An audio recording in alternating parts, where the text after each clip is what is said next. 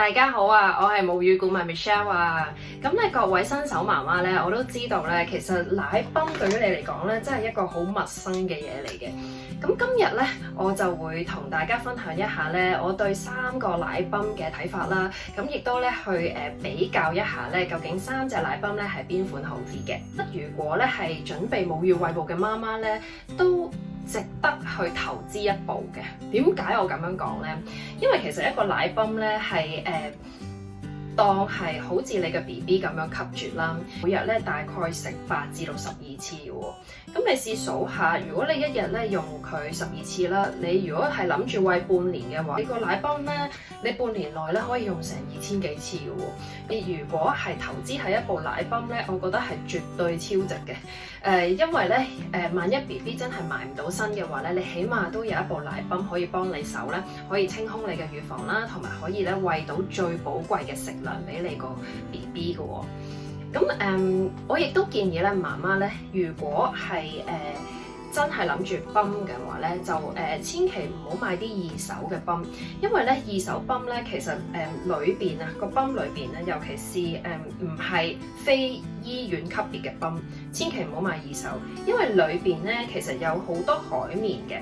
咁點解佢要有海綿咧？因為部機器咧做抽空嘅時候咧，其實會有啲滴滴聲出嚟嘅喎。咁嗰啲滴滴聲咧，其實就點樣可以令到佢冇咁大聲咧，就係靠裏邊啲海綿嘅。部機裏邊咧話就話唔會掂到奶啦，其實都會有啲氣體化咗嘅奶咧，會經過到嗰個泵裏邊海綿嘅喎。咁有陣時咧，我哋打開啲二手泵睇咧，就即係裏邊嗰啲海綿咧，全部發晒毛。咁所以咧，其實我就奉勸大家就千祈唔好用一啲唔識嘅人嘅二手泵啦。一個新嘅泵咧，我手上有3隻啦。咁最貴呢隻咧就2000幾蚊到啦。其實你除翻開，你如果每一日咧用成12次嘅話咧，其實真係都係唔係好貴嘅啫。如果你用半年嘅話，咁好啦。咁首先咧，第一隻泵咧，就係我嘅至愛啦，就係 Swing Maxi Medela 嘅。其實咧，我2胎咧都係用佢嘅。咁點解我覺得佢好咧？就係因為咧好 portable 啦。你見咧佢好似我隻手掌咁大嘅啫。同埋咧，其實佢係好 stable 嘅，就係話佢唔會突然之間可能因為駁線嘅問題，我坐咗半個鐘都泵唔到一滴奶出嚟啦。咁亦都係比較簡單啦，去操作嘅。咁我可以咧示範一下俾你睇啦，點樣操作嘅。咁首先咧，你撳着咗個掣咧，呢個咧佢已經係一個按摩模式㗎啦。按摩模式，咁呢度咧就可以校到大細啦。然之後咧，如果你想佢咧做啜奶吸啜嘅模式嘅話咧，就係呢一個，撳一撳呢一粒掣，咁樣好啦。咁跟住咧，你可以睇下啦，呢個喇叭其實咧都係好方便去運作嘅。咁佢就分開咗做幾個 part，呢個序咧其實就有5個 part 啦。咁咧每一次咧，其實就呢一度咧係我覺得新手媽媽最難嘅，就係將呢塊葉咧係同呢個嘢拼埋一齊，咁係咁樣拼嘅。我第一次咧就反轉咗佢嚟拼，咁所以就完全吸唔到啦。咁所以其實呢塊葉咧係咁樣攝入去嘅。咁攝完入去之後就係粒嗰邊向住你啦，係啦，跟住咧就吸翻呢個蓋入去。咁記住3個 click 咧，你都要聽到 click 一聲咧，先至為之吸得實嘅。咁跟住咧，最後咧就係呢個喇叭啦。我會建議咧係雙泵咁樣去做啦。咁佢就有一條帶啦。咁另外呢邊咧又係駁多一個喇叭咧就已經得㗎啦。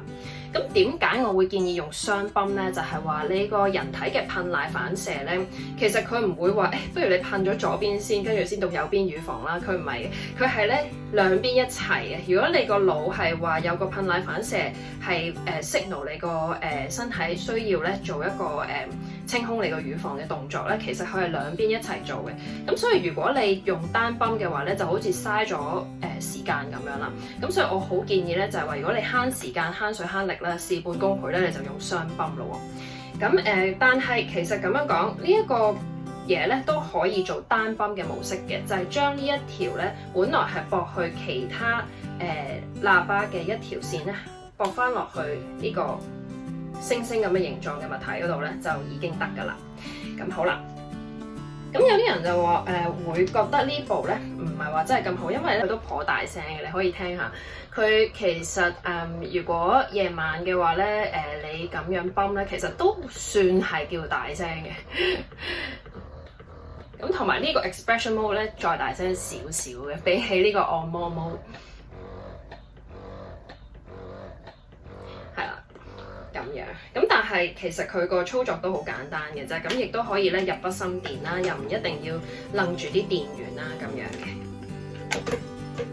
好啦，第二隻咧就係叫做優合，國內嘅牌子嚟㗎啦。咁但係你唔好睇小佢喎，佢咧其實就都幾好嘅，因為咧價錢係好實惠嘅。我唯一覺得佢唔好咧就係有陣時嗰啲管咧，佢有啲罅咧就好似索唔實咁樣，可能係我自己嘅問題啦。咁我就覺得咧，好似成日兩邊唔一樣啦，就係因為嗰條管咧可能唔係話咁stable 嗰啲 junction 位咧，個 connection 位，咁所以我就覺得有少少比起 Medela 咧，我就好似信唔係好信得過。但係唔緊要嘅，我覺得佢而家咧優化咗，因為其實咧我之前咧就係用緊紫色呢一部嘅呢部，但係佢優化咗變成呢個黑色呢一部咧，就多咗好多 function 嘅喎。咁好啦，我哋撳著個掣啦，咁咧佢咧就會係一個massage mode 啦，就已經係撳着咗個掣之後，再撳一撳呢一粒掣啦，佢咧就會變咗做吸啜 mode 啦，即係好似 BB 咧啜奶嗰個 mode 啦。再撳多下咧，你會見到有個乳房呢一個形狀咧，其實就係咧再強力啲嘅吸啜嚟嘅。咁就建議咧係如果你係塞奶嗰陣時咧，就可以去呢個 mode。咁我覺得呢個又幾好喎，即係因為如果真係塞咗奶嘅話咧，起碼你揾到一個泵係幫到你先啦，即係至少啦。咁跟住如果你撳一撳個人仔咧，就係完全係 manual 噶啦。manual 咧你可以自己校你嘅 frequency 啦，校你嗰個大細力啦，同埋咧大細力喺呢度校啦 frequency 啦，吸啜嘅 frequency 啦咁樣嘅。咁我覺得咧又幾好喎，多咗好多 option 喎呢部新機。好啦，咁跟住咧我哋睇下咧點樣去裝嵌佢個喇叭啦。咁其實咧都係好容易嘅啫。佢比起Medela 咧少咗嗰個葉嘅麻煩啦，咁呢度就其實唔會掂奶嘅呢一度，咁所以咧你可以咧吸住佢啦，跟住咧呢度咧就有個可以掹出嚟，但係次次都要拆出嚟洗嘅呢一嚿嘢就，其實呢嚿嘢有陣時要換嘅，就係咧佢咧好似你咁樣睇咧，佢係其實係密咗頭嘅。咁但係其實你仔細睇咧，其實佢係又唔係密頭嘅喎，佢係有個開口嘅喎。咁如果咧你唔掂佢嘅情況之下咧，佢就咁等喺度咧，都係開住口咧，裂咗口咁樣咧，咁樣係啦。咁其實就已經要換㗎啦。OK，咁我塞翻入去先，跟住咧就轉上個喇叭啦。咁一樣啦，呢部機咧都係可以雙泵咁樣用嘅。我覺得呢部咧其實好靜。因為我打開佢咧，其實好似唔係好覺得吸緊奶咁樣嘅，咁啊再嚟呢個就係嗰個如果塞奶可以用嘅 mode 啦。呢個就係平時可能用得最多嘅 mode 啦。咁我覺得真係好靜喎呢一部，比起 Swing Maxi。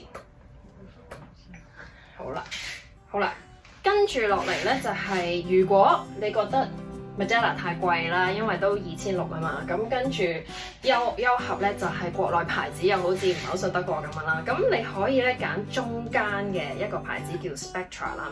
咁 Spectra 咧其實我就冇用過，但係咧市面上好多媽媽咧都好中意呢部機嘅喎，因為咧佢又唔係太貴，大概1000蚊左右嘅，咁而亦都係好 portable 啦。你睇下見到嗰個 size 係好似我隻手掌咁大嘅啫，咁亦都好易用。唯一咧就係佢一開機嘅時候咧已經係 expression mode 啦，就你要自己校翻佢做 massage mode 先得嘅，係啦，咁樣。咁其他運作咧都好簡單嘅啫，就係校大細啦。咁跟住咧，我哋咧熄咗機佢先，就睇下咧其他嘢有啲咩特別咯喎。其實個裝嵌咧都同頭先嗰啲咧差唔多，又係呢度。佢仲好添，個喇叭唔使拆出嚟嘅，咁咧就吸翻佢入去啦。好似得2嚿嘢咁樣咯，即係最好似好簡單咁樣咯。同埋呢一度都係同頭先嗰個優盒一樣啦。如果裂開咗咧就要換啦。咁跟住咧吸翻就已經係啦。OK， 咁我哋聽下咧呢個 Spectra 咧大唔大聲咯。OK， 呢個咧就係吸絕 mode， 都唔係好大聲啫喎。原來最大聲係 Swing Maxi 喎。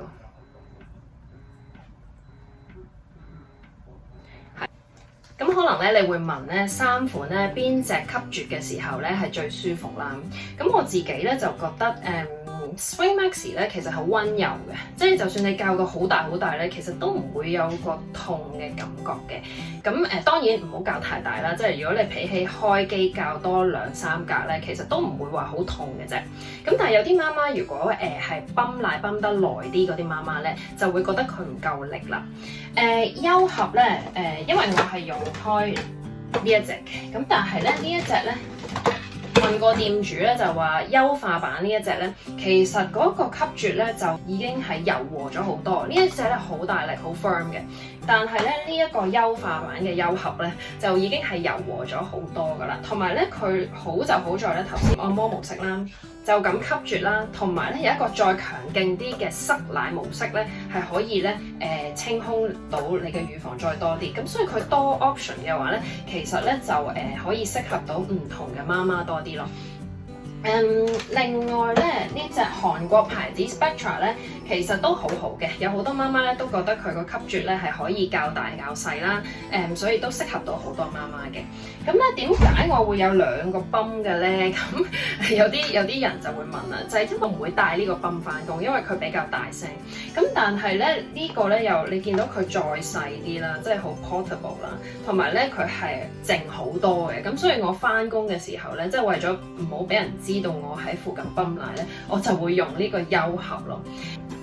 另外咧，關於咧清洗方面啊，咁其實有啲媽媽咧就覺得 Medela 呢個咧，因為呢個可以拆到出嚟嘅，咁變咗咧佢掂到奶嘅地方咧就容易清洗啲啦，咁所以咧就會 prefer 呢一部嘅喎。咁今日咧就同大家分享呢3款奶泵嘅 review 咧就係咁多啦。